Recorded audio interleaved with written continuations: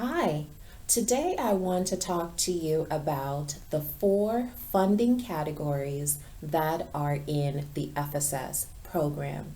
So, the FSS program is due October the 3rd, 2022.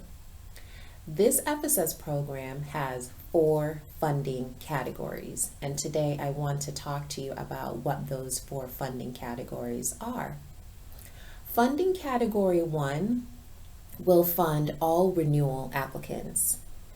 Funding Category 1 will fund the amount that renewal applicant was funded for last. So a renewal applicant, remember, is any public housing authority that received the FSS grant in 2019, 2020, or 2021. If a public housing authority was funded last in any of those fiscal year, they qualify to be a renewal applicant for the FSS program. So whatever that amount is, Funding Category 1 will cover that amount. That's Funding Category 1. You're funded for what you were funded for last in any of those 3 years. Funding Category 2, HUD wants to increase all the part-time positions up to full-time, which is really, really good. So if you currently have a part-time FSS coordinator, you will get funded in Funding Category 2 to increase that position from a part-time position up to a full-time position. Now, if you actually want to get rid of your part-time position because you don't need that funding anymore, you can submit a part-time loss acknowledgement letter into HUD or statement to say, hey, I don't want my part-time position anymore. So they will eliminate that part-time position for you. But if you do want to bump your part-time position up from the part-time to the full-time, then you will get funded in Funding Category 2. Funding Category 3 is pretty nice. So Funding Category 3 is to state that if you are a renewal applicant and you're currently not getting the maximum amount that you can actually get, in Funding Category 2, you can request that maximum amount and get it. So I'll give you an example. So say for an example, you have one full-time FSS coordinator, and the last time they were funded, you were awarded $72,000, which included their base salary plus their fringe benefit. But based on what HUD is saying, you can go to the Bureau of Labor of Statistics, the BLS, and look for the median salary of a social worker for your zip code. Now, if you do that and the actual social worker is getting a median salary of $70,000, plus you can add an additional 40% on that for fringe benefits, plus you can actually add an additional 10% on that, and that will be your maximum request for the first year. So based on that amount, that would far exceed what your current renewal FSS coordinator is getting. So now you have the opportunity to actually request that amount in Funding Category 3 and not request the amount that the FSS coordinator was last funded.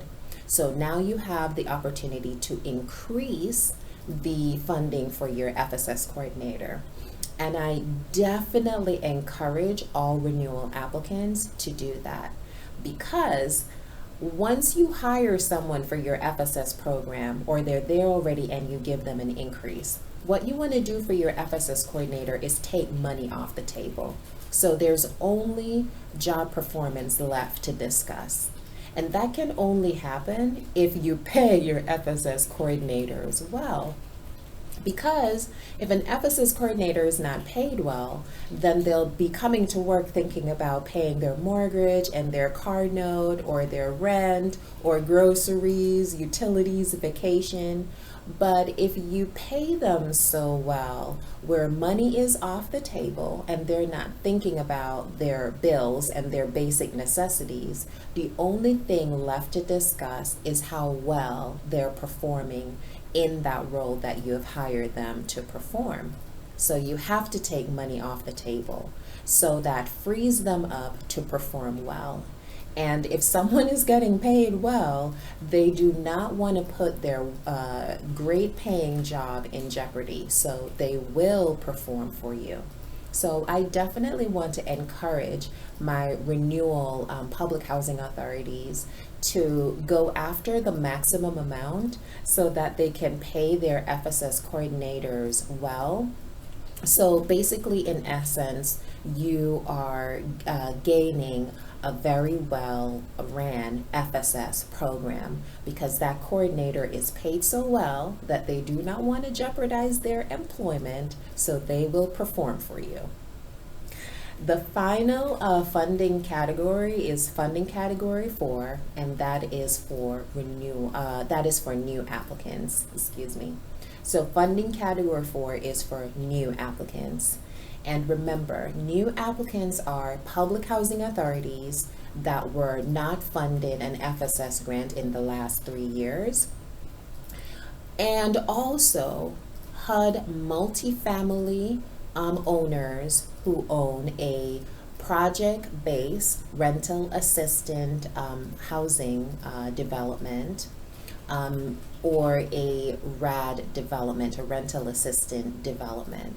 So if you are a HUD multifamily owner and you have a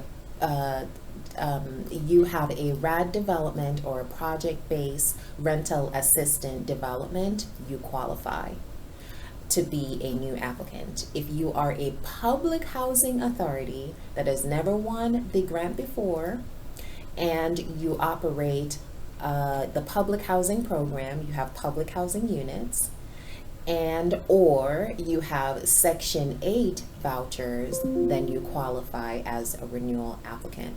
So those are the 4 funding categories. Remember, the grant due date is October the 3rd, 2022.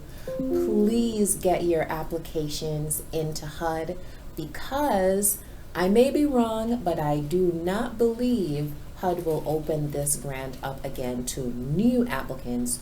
And even if they do, it's going to be a very, very, very long time before they do that. Just like now, it was a long time before they opened it up to new applicants like they're doing now. So get your applications in to HUD.